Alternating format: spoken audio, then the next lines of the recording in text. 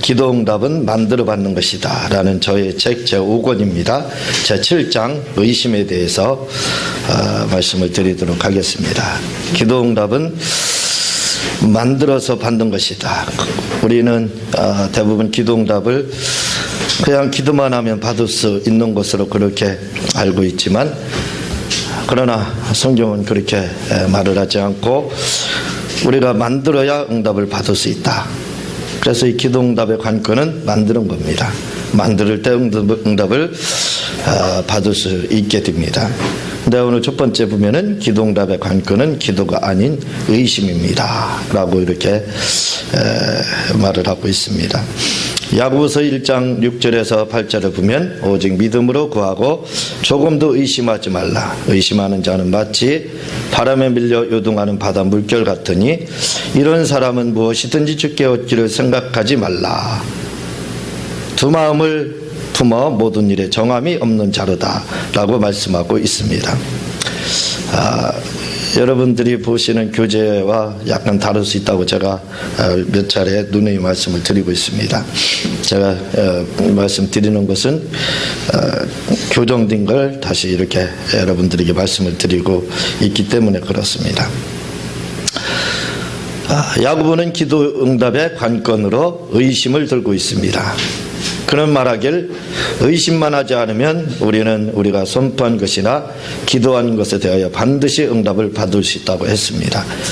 그래서 많은 분들은 기도응답의 관건은 하나님 앞에 부르짖고 또 하나님 앞에 액을 붓고라고 내 사정을 하나님께 아리고 내 소원을 하나님 앞에 드리는 것이 기도응답의 관건이다.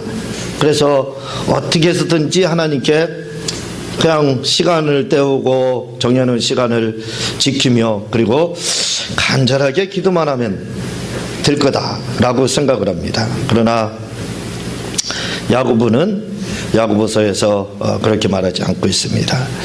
이 야고보라고 하는 이 야고보서를 쓴 사람은 예수님의 동생입니다. 친동생에 이렇게 해당하는 사람이고, 이 사람의 무릎을 가리켜서 뭐라고 하냐, 낙타무릎 이렇게 말합니다. 이 야고보는 당시의 사람들에게 예수님이 돌아가신 십자가에 죽으신 이후에 예루살렘의 교회의 총회장으로 이렇게 있으면서 교회를 들붙던 사람이고, 결국은 순교를 당하게 되는데, 이 사람을 가리켜서 뭐라고 이야기를 하냐면 바로 성자다.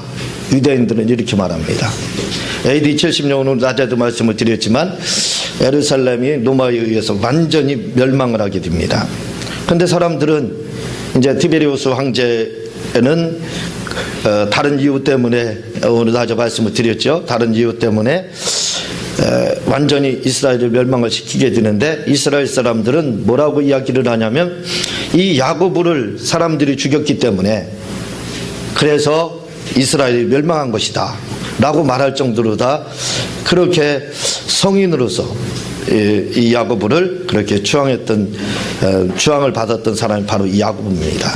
그래서 야고보서를 보게 되면 믿음이라는 것은 행함이 없는 믿음은 죽은 믿음이다 라고 이야기를 합니다. 그러면서 믿음이라는 것은 뭐냐면 행하는 것이다 라고 강조해서 말씀을 하고 있는데, 그 야고보서 자체가 바로 야고보의 신앙 고백입니다.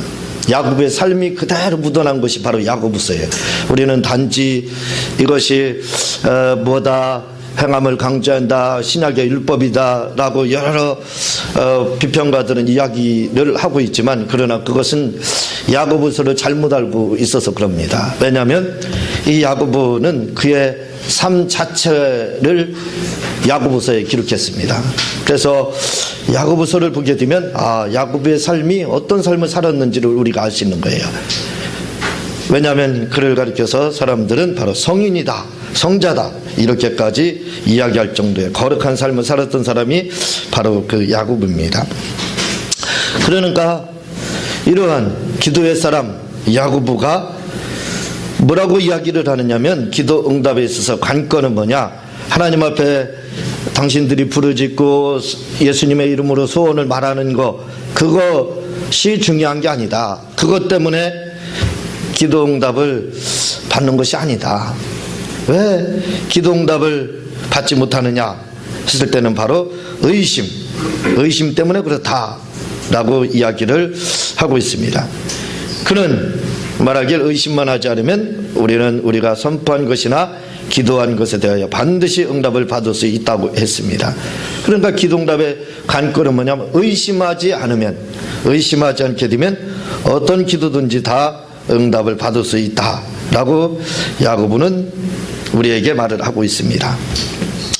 그런데 여기서 우리가 관심을 가져야 할 단어가 하나 나오는데 그것은 바로 야고보서 1장 6절에 구하고라는 말입니다.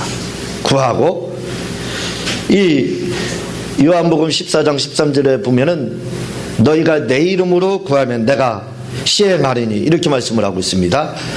근데 너희가 내 이름으로 구하면, 이 구하면이라는 말씀과 오늘 야고보서 1장 6절에 보면은 오직 믿음으로 구하고 조금 더 의심하지 말라 하면서 믿음으로 구하고 할 때 이 구하고라는 이 말은 같은 말입니다. 요한복음 14장 13절에 나오는 기도하고 내 이름으로 너희가 내 이름으로 구하면 하는 구하면과 야고보서 1장 6절의 이 구하고는 같은 말입니다.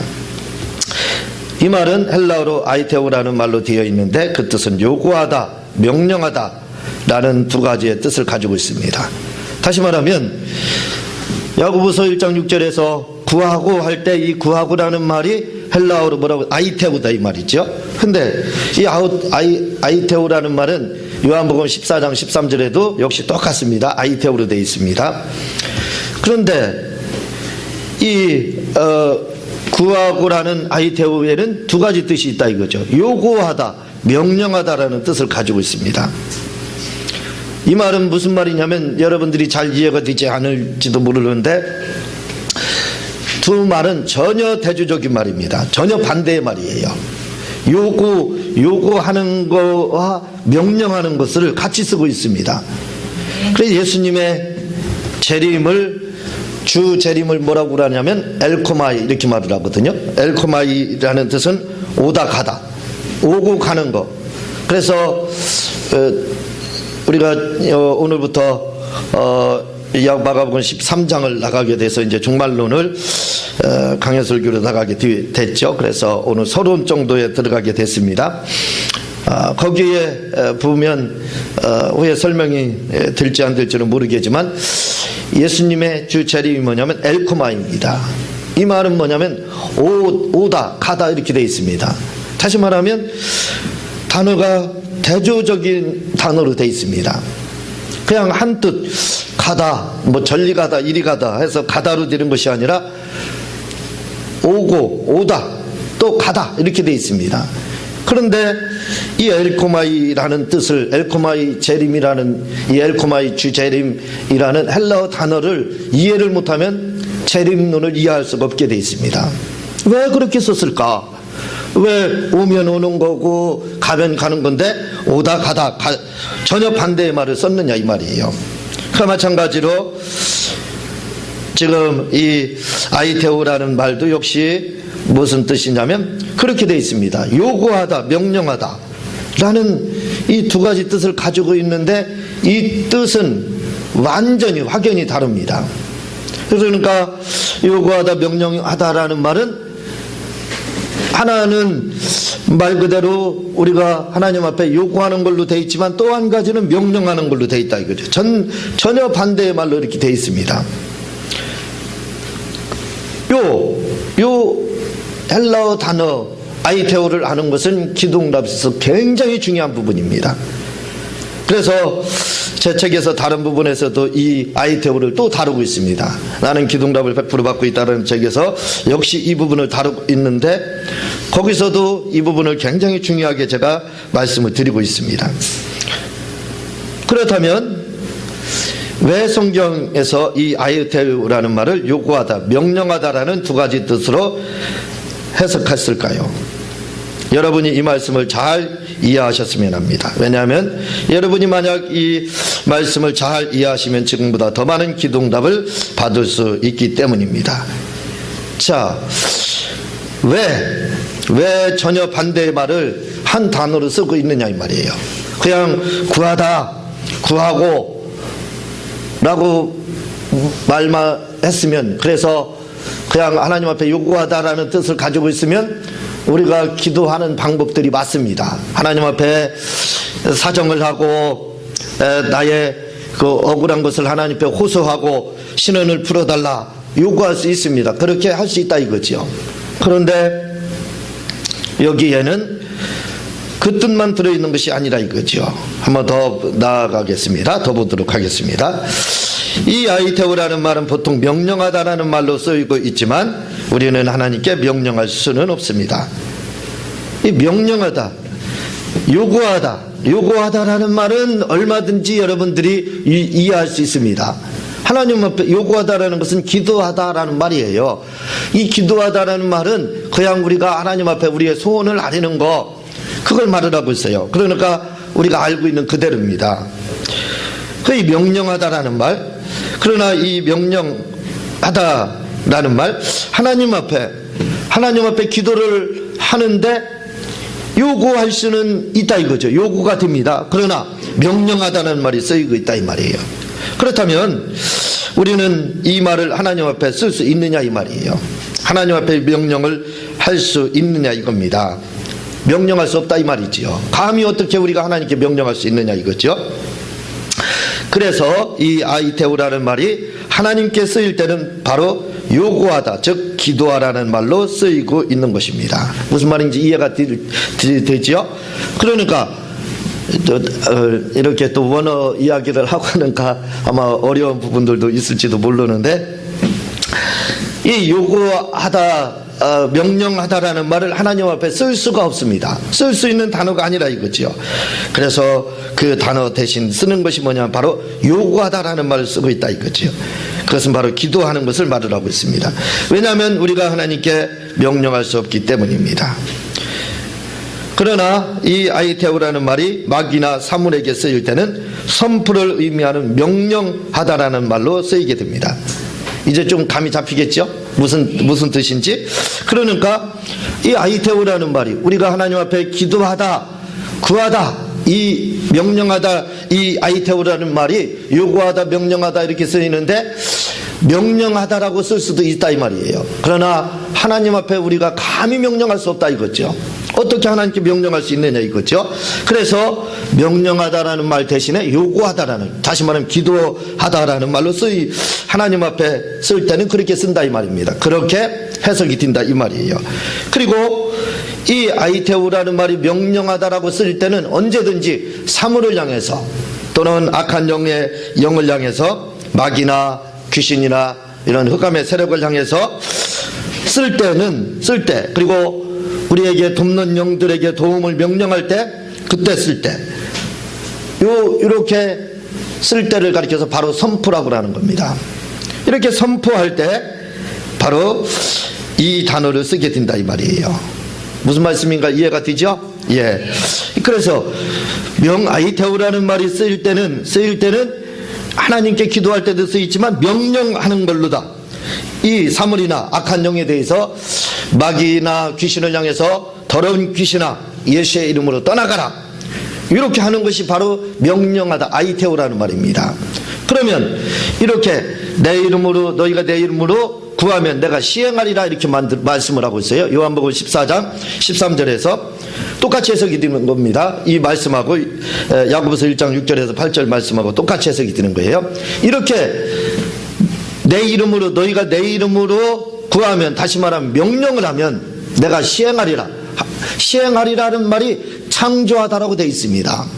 그러니까 우리가 예수님의 이름을 가지고 선포를 하고 명령을 하게 되면 없는 것까지도 하나님이 만들어 주신다는 거예요. 그게 바로 아이테오입니다. 무슨 말씀인가 이해가 되죠? 없는, 하나님께서 천지를 창조하실 때와 똑같이 뭐뭐 있으라 하실 때 있었던 것과 똑같이 그런 일이 일어난다 이 말입니다. 지금도 그런 일이 일어난다는 거예요. 그때 그렇게 쓸 때 바로 이 아이테오는 명령하다라고 쓰인다 이 말이에요. 그래서 마귀나 이런 사물에게 쓰일 때 그때는 바로 선포하는 것을 의미하고 있습니다. 선포하는 것, 그걸 바로 명령하다라고 이렇게 이야기를 하는 겁니다. 이 말씀은 아주 중요합니다. 왜냐하면 우리의 기도의 대상이 마귀냐 사물이냐 하나님이냐에 따라 이 아이테오가 다르게 해석되기 때문입니다. 그런데 우리는 이 아이테오를 하나님께만 사용합니다. 그러나 그렇지 않습니다. 이 말은 하나님께 쓰일 때도 있지만 마귀나 사물을 향해 선포할 때도 사용되는 단어이기 때문입니다. 무슨 말씀인가 이해가 될 겁니다. 뭐뭐 있으라, 악한 영들을 향해서는 예수님의 이름으로 너희들은 떠나갈지어다 라고 명령을 하고, 질병을 향해서는 치료를 받을지어다 라고 명령하는 것, 그걸 말을 하는 겁니다. 그건 또는 바다를 향해서는 잠잠하라, 풍랑아 잠잠하라 하고 명령하는 것, 그걸 말을 하고 있습니다. 그렇게 쓰임을 할 때는 바로 명령하다로 쓰인다 이거죠. 그런데 야고보는 이 굉장히 중요한 거예요. 이게 여러분들이 기도응답을 받는 데 있어서 먼저 말씀을 드렸지만, 우리가 기도응답을 받지 못하는 그 이유 중에 여러 가지 중에 그 한 가지가 뭐냐면, 우리가 기도할 때 이 명령 기도를 하지 않았기 때문에 그렇다. 그래서 하나님은 이 명령 기도를 하기 전까지는 기도를 마친 것으로 생각하지 않는다 라고 먼저 시간에 말씀을 드렸죠. 그래서 이 명령 기도는 굉장히 중요한 기도입니다.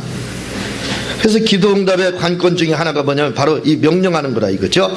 자, 이렇게 중요한 것이 바로 야고보서 1장 6절에서 8절에 오직 믿음으로 구하고 할 때 구하고라는 말이에요. 이 말이 굉장히 중요한 말입니다. 다시 한번 강조합니다. 이거 별표를 몇 개 치시기 바랍니다. 이게 제가 수능 보면 수능에 출제를 할 겁니다. 그 정도로 중요하다 이거죠. 그런데 야고보는 이렇게 중요한 기도응답의 관건으로 명령하다, 요구하다라는 아이테오에 두지 않고 의심하지 않는 것이 더 중요하다고 지금 말씀하고 있는 것입니다. 야고보가 지금 기도에 대해서 말씀하는 것은 뭐냐면, 이런 명령 구하는 거, 구하고 하나님 앞에 요구하고 또 마귀나 악한 영이나 또 사물을 향해서 명령하는, 이 명령하는 기도가 굉장히 중요하지만 야고보는 거기에 관점을 두고 있지 않습니다. 그보다 더 중요한 게 있다는 거예요. 그것은 뭐냐면 바로 의심하지 않는 거라는 거예요. 그러니까 우리가 명령하는 거, 하나님 앞에 기도하는 거, 그보다 더 중요한 것이 뭐냐? 야고보는 바로 그에 대해서 의심하지 않는 거다 이렇게 말씀을 하고 있습니다. 그래서 오직 믿음으로 구하고 조금 더 의심하지 말라. 의심하는 자는 마치 바람에 밀려 요동하는 바닷물결 같으니 이런 사람은 무엇이든지 주께 얻기를 생각지 말라. 아예 꿈도 꾸지 말라는 겁니다. 의심하면 선포해도 되지 않는다는 거예요. 그러니까 아무리 기도를 하나님 앞에 요구하는 기도를 하고 또 명령하는 기도를 했다 할지라도 우리가 의심하게 되면 그 기도응답은 날아가 버렸다는 겁니다. 땅으로 떨어졌다는 거죠. 그래서 기도응답을 받을 생각지도 하지 말라 이렇게 야고보는 말씀을 하고 있습니다. 다시 말해 요구하거나 명령하는 것이 문제가 아니라 어떻게 하면 명령하고 요구하는 것을 의심하지 않느냐에 따라 기도 응답이 좌우된다는 말씀입니다. 굉장히 중요한 말씀입니다.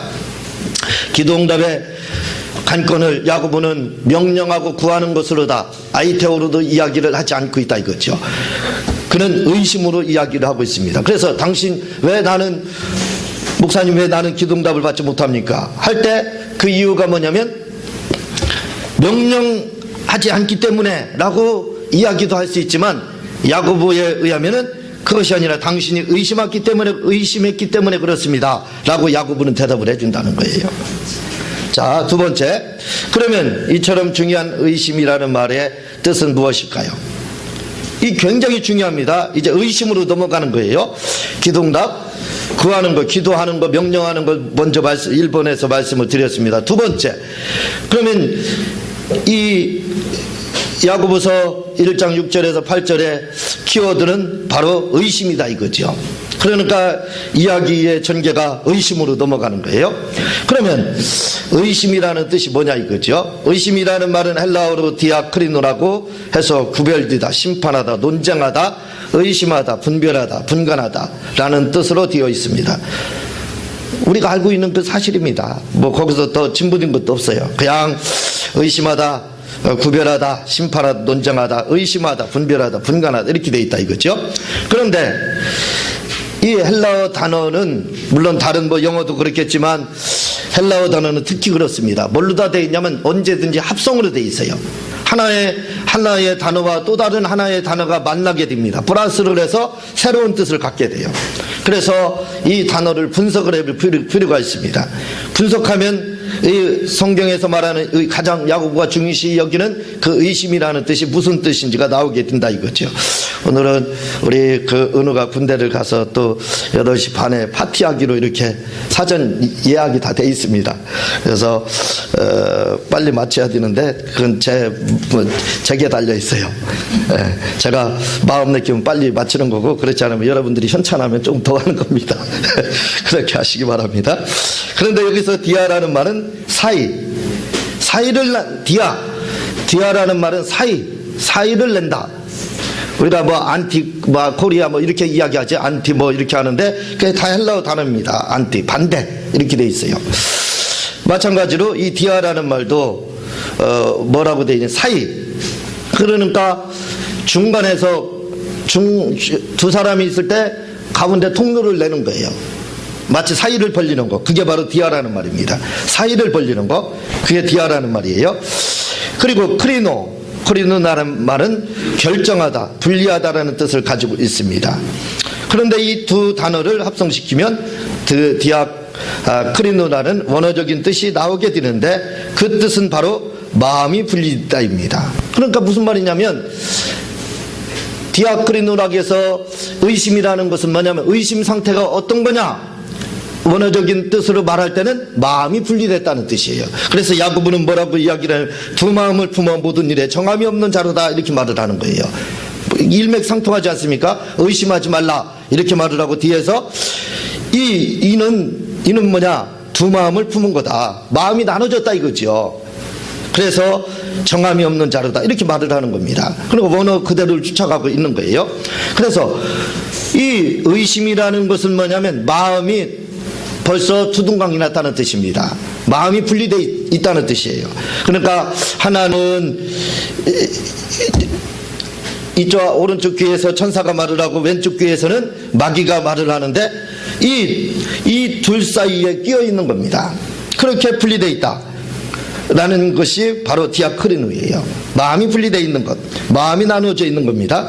다시 말해 헬라어에서 의심이란 마음이 분리된 상태를 의미하는 것입니다. 그러므로 의심이라는 말은 마음이 분리되어 있는 상태를 말하는 것입니다. 아주 설명을 제가 아주 잘해가지고 여러분들이 잘 알아들을 겁니다. 예. 자, 그래서 마음이 분리되어 있다 이거죠. 그러면 마음이 분리되어 있다면 그 마음 상태로 조금 더 들어가자 이거죠. 마음은 도대체 무엇을 말하는지 한 번 더 보자 이겁니다. 계속 조금씩 더 깊이 들어가는 거예요. 자, 세 번째, 자유의지는 하나님의 무간섭 지대입니다. 여기까지만 하고 세 번째까지만 하고 제가 마치도록 하겠습니다. 여러분들이 너무 잘 들어주셔가지고 합격이에요, 합격. 그래서 여기까지만 하도록 하겠습니다. 또 자세 흐트러지는 것 같아요. 그러면 하나 더 나갈 겁니다. 네. 자, 세 번째, 자유의지는 하나님의 무간섭 지대입니다. 하나님은 우리의 자유의지를 월권행위 하시지 않습니다. 이 자유의지, 생각의 자유를 말을 하고 있다 이거죠. 마음대로 생각하고 선택하는 것을 자유의지라고 한다 이거죠. 그런데 이 자유의지는 하나님이 월권행위를 하지 않는다는 거예요. 이 자유의지를 여러분들이 잘 알아야 됩니다. 그분은 우리를 로봇처럼 강제로 이끌어 가시지 않습니다. 로봇은 컴퓨터 프로그램에 의해서 움직여요. 우리 그 로봇 청소기가 있는데 그럼 참 우리가 우리 집 애완용이라고 이렇게 해요. 그 생긴 것이 뭐지요? 물방개처럼 생겼어요. 물방개처럼 생겼는데 우리가 나올 때 저녁에 기도하러 올 때는 그거 그냥 스위치 눌러놓고 다 치울 거 치워놓고 스위치 눌러놓고 나오면 자기가 청소를 다 하고 원상복귀합니다. 그건 왜 그러느냐? 그건 그냥 정해져 있는 대로만 그냥 가서 청소하는 거예요. 왜냐하면 로봇입니다. 로봇 말씀대로 말 그대로 로봇 프로그램에 의해서 움직이는 거예요. 그런데 하나님은 우리의 자유의지를 이렇게 로봇처럼 프로그램에 의해서 이끌어 가시지 않는다 이거죠. 만약에 이렇게 이끌어 가시면 월권행위를 한다 이 말입니다. 하나님이 월권행위를 하는 것이라 이 말이에요. 창세기 4장 5절에서 7절을 보면 가인과 그 재물은 연락하지 아니한지라 가인이 심히 분하여 안색이 변하니 여호와께서 가인에게 이르시되 내가 분하여 하면 어쩌미며 안색이 변하면 어쩌미뇨 내가 손을 향하여 어찌 낫을 들지 못하겠느냐 손을 행치 아니하면 죄가 문에 엎드려지리니 죄의 소원은 내게 있으나 너는 죄를 다스릴지니라 하며 하나님은 가인이 동생 아벨을 죽일 생각을 품고 있는 것을 이미 알고 계셨습니다. 그렇죠. 알고 있었기 때문에 죽이면 안 된다고 경고를 날린 겁니다. 사람들은 똑같이 말을 하고 있어요. 왜 선악과에 대해서 말을 합니다. 왜 선악과를 그냥 그렇게 창조하고 그렇게 만들었느냐, 하나님이 그거 몰랐느냐 이렇게 하거든요. 여러분 아포크라페라는 책이 있습니다. 그 책을 보면은 미드라시가 기록이 돼 있어요. 미드라시는 한 절씩 나와 있는 것을 바로 율법학자들이 그걸 이야기식으로 전개해서 풀이한 주석이라고 볼 수가 있습니다. 그 미드라시로 기록되어 있는 것이 바로 아포크라페입니다. 거기에 보면은 하나님이 아담이 타락할 줄 알고 2명의 천사를 배치시켜요. 아담이 그 선악과를 따먹을 것을 알고 2명의 천사를 배치시켜서 경고를 했습니다. 이걸 먹으면 너는 정령 죽으리라 이렇게 말씀했음에도 불구하고 아담이 또 따먹을 것을 알았기 때문에 하나님은 거기에 아담을 믿지 못했습니다. 그래서 2명의 천사를 붙였는데 그 2명의 천사를 잠깐 하나님이 불렀어요. 하늘나라로 천국으로 부를 때 그때 마귀가 틈을 타서 바로 선악과를 따먹게 돼서 범죄를 하게 됩니다. 마찬가지다 이거죠. 그렇게 하나님은 알고 있었다 이거죠. 가인이 아벨을 죽일 거에 대해서도요. 그러나 잘 들어보세요. 하며 하나님은 품고 있는 것을 이미 알고 계셨습니다. 그러나 하나님이 그런 가인의 생각을 컴퓨터 프로그램을 삭제하듯 강제로 그의 생각을 포맷시키지는 못했습니다. 그의 생각을 새롭게 엎듯이 그렇게 하지는 못했어요. 프로그램 삭제하는 것처럼 삭제하지 못했습니다. 왜? 하나님이 우리에게 선택의 자유의지, 생각의 자유의지를 주셨다 이거예요. 그래서 월권행위를, 그곳은 성역으로 삼아서 월권행위를 하지 않는다 이 말입니다. 그래서 하나님이 할 수 있는 최선의 일을 다 했습니다. 죽이면 안 된다 동생, 너 선악과 먹으면 안 된다 이렇게 경고했다 이 말이에요. 그것이 하나님이 할 수 있는 최선의 방법이었다 이 말이에요. 다만 가인이 생각을 돌이킬 수 있도록 말씀을 주셔서 감동으로 이끄시기만 하셨습니다. 왜냐하면 하나님은 우리의 자유의지를 존중히 여기시기 때문입니다. 이렇게 우리의 자유의지를 존중히 여기신다는 거예요. 그러니까 우리의 인격을 하나님은 그분이 간섭하고 지배하지 않는다 이 말입니다. 우리의 인격을 이렇게 소중히 여기신다는 거예요. 우리 인격을 한마디로 하나님은 존중히 여긴다는 겁니다. 그런데 이 인격을 누가 무시하느냐? 바로 당신이 무시한다는 거예요.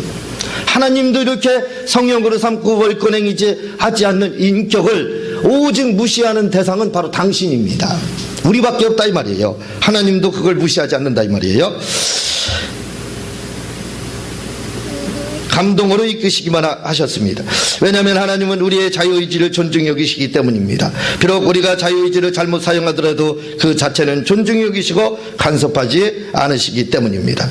이 자유의지를 이렇게 중요시 여깁니다. 우리가 이 자유의지를 가지고 잘못된 일을 하고 죄를 짓고 범죄를 저지른다 이거죠. 그래도 그 자유의지를 하나님은 무시하지 않는다는 거예요. 존중히 여긴다는 겁니다.